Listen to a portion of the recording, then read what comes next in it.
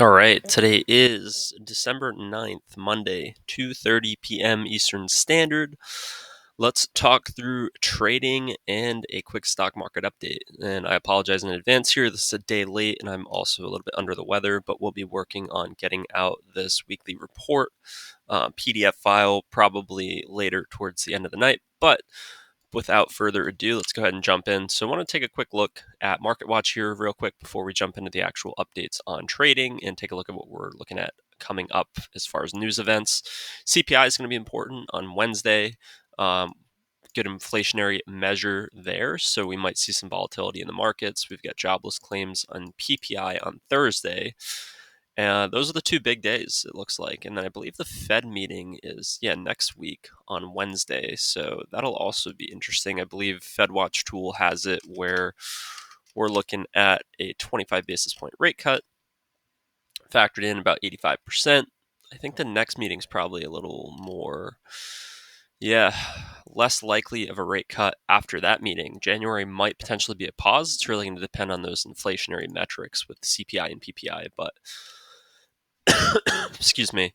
Let's go ahead and take a look at the charts here and a couple of trades that I'm currently in. So, from a momentum standpoint, we are in on copper.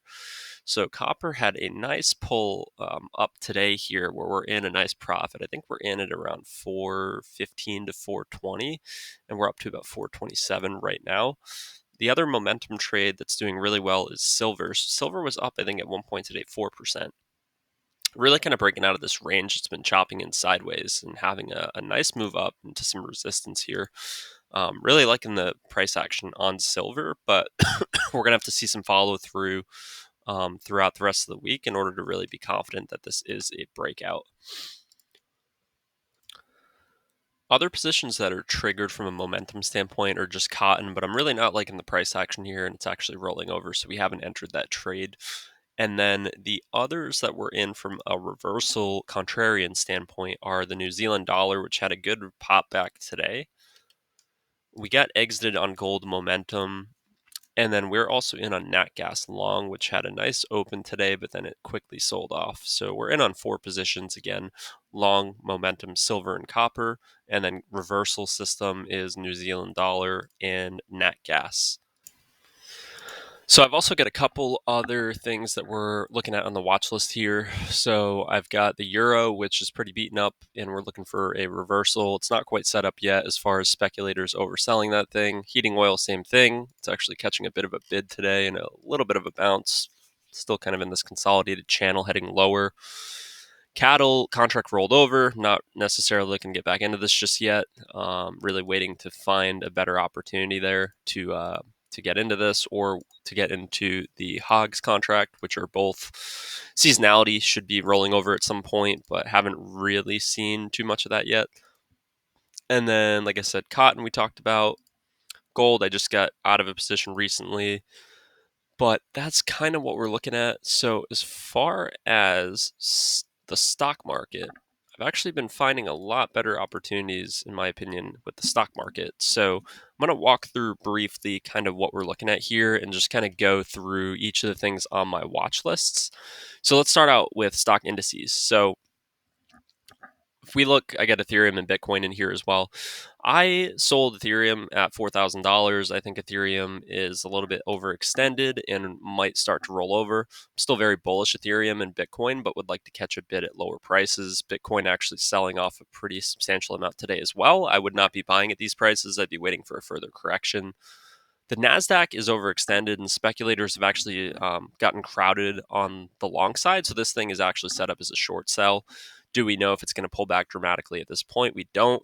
We actually need more confirmation than just being set up from a speculator overbuying standpoint. But I would not be buying the NASDAQ as of right now. If you were asking me, hey, I've got some money on the sidelines, I want to go and invest it in ETFs, I would not tell you to be getting in the NASDAQ right now. That's just not set up for what I would be doing. What I think could be interesting is the VIX. The VIX could be a potential play to hedge against a correction. I think people are going to be taking profits before the end of the year. We might see some sort of a Q1 pullback. Is it going to be a dramatic pullback? I don't know. I don't think so. We're very much in a bull market, but the VIX has gotten to some very historic lows that could be an opportunity to hedge the portfolio. If we look at metals, metals have been getting pretty beat up, but are now catching a bid today. I would not be getting in anything at these prices. I do think copper is good. I think silver is good and gold is good right now. Or on any major pullbacks, I would be entering long on those positions. If we look at the currencies, US dollar has still been ripping. I am liking the opportunity of, or the idea of rotating into other currencies that are set up. So the New Zealand dollar, currently the position I'm in. The livestock we talked about, I think that I would be selling those, but I'm not quite in a position here to be entering on the short side just yet. Not much for grains or softs. I think cocoa and coffee are getting a little overextended at these prices. Could they go higher? Sure. I wouldn't be buying at these prices. Coffee was actually a miss for us on the momentum buy.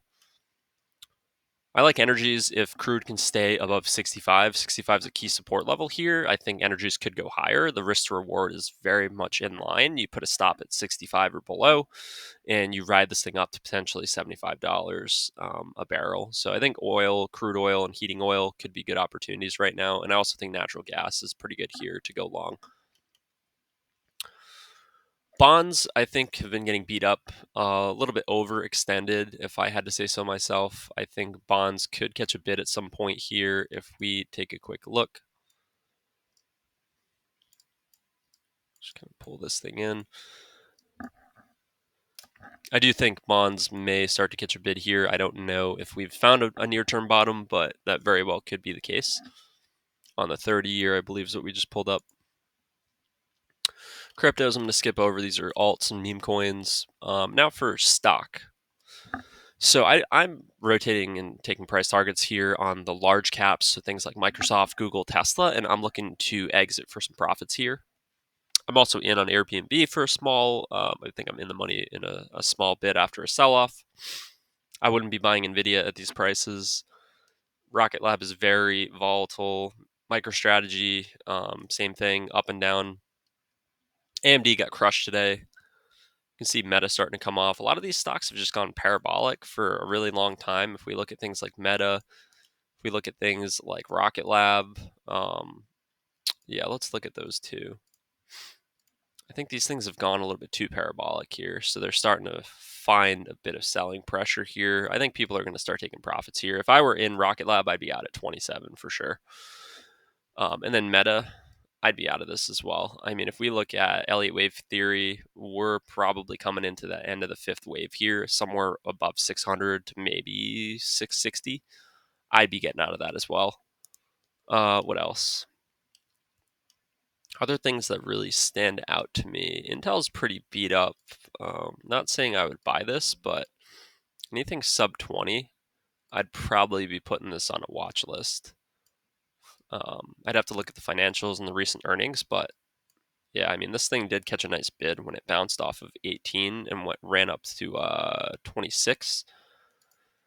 Could be an opportunity there. What else? Chegg we missed. It's a nice run up. Children's Place has been all over the place. Let's see. Tracking a couple Congress trades. Let's exit this. I'm in Qualcomm, very small position, 5 below. I like it's a dollar store brand. They were really beaten up. I'm in at $81, looking to get out at around 130. I think that's a miss though, as far as if you're trying to get in on this now, it's a little bit too late. Lululemon, same thing. I'm in around 250, I want to say, when it broke to those recent lows. And now we are gapped up here and looking to get out probably around this gap fill at 470. Equinor, I like. Strong dividend stock that's been really, really beaten up. I'm actually pretty well in the money on this one. So Equinor, I think, is a good one to take a look at. Yeti, I've been watching for a little while. I think that's another good one that could be a potential buy. It's actually been bouncing over the past couple of days here. Moderna is another one that I have been in back at $38 or $39. I think Moderna could still be good here up until this gap fill at around 118. Coursera, I still like. I'm in below $7. We've already had quite a bid up. Actually had a bid up here to this gap fill at 11.50 where I took profit of half off, and then it came back down to $6, and then we're back up to 8 and change. And then China stocks. I think China stocks, Baidu and Baba are good. Alibaba are good opportunities here. I close these charts. Baidu's up 8%. I think Alibaba was up 10% earlier. We're going to open a couple of those. I think Coinbase could be interesting if we get another further sell-off of Bitcoin. We'll revisit those in a second. SMCI I would stay away from, but there was an opportunity there below 30. What else? First Solar caught a bid. I would have probably been in that closer to 170. Google, I'm scaling out. Micron, I'd like to scale out. CVS, I think my price target's like 60 or 63. I like Crocs, and I like Target after the recent sell-offs, which we'll talk about. I'm in on Lyft, I'm in on ChargePoint, a little bit more risky investments. And these are some things that I'm selling from a rebalancing standpoint, so not relevant to bring up. So ChargePoint, riskier investment, really beaten up company. Financials are, not so good, but they did beat earnings recently. We've got this falling wedge pattern that I do believe we can break out of and head higher. We're in profit here. I think I'm in around 120, and we're currently trading at 160. I think we're trading at 160. I'm still getting used to trading view here, but I think right now we're at about 160, maybe 140. Lyft, I was in at $9. We got up to 18 at one point. Now we're starting to sell off and look like we're going to try to fill that gap before we head higher. So I think we could see a gap fill and then head probably closer to 20. I like Lyft. Anything below, I don't know. If it dips and gets to 14 and change, I'd probably be getting long there. Target, we got in after these, kind of horrendous earnings. We put a stop loss not too low below this. I think we're in at around 129, and now we've actually gapped up on the day to 137, 138, or 136 right now. Crocs, same thing. Good, strong company. Sold off after earnings. Got in on the dip. We are now looking to get back up to this gap fill at around 134, 135. Coinbase, I think, could be a good opportunity. And then Baidu, again, I'd be accumulating China stock here. I think China is, with Baidu and with Alibaba, which is up 8 and change today. I think these are good opportunities if you're looking to buy stocks. I would not be buying the large cap Microsoft and Google or Tesla at this point. I would be looking at some China stocks and some small caps that are a little bit overly beaten up that could be good opportunities. But that's kind of what we're looking at here. Hope that was helpful, and I will put this into the weekly report and get that sent out in the Discord. But yeah, feel free to comment, like, subscribe. Let me know if you have any questions. Thanks.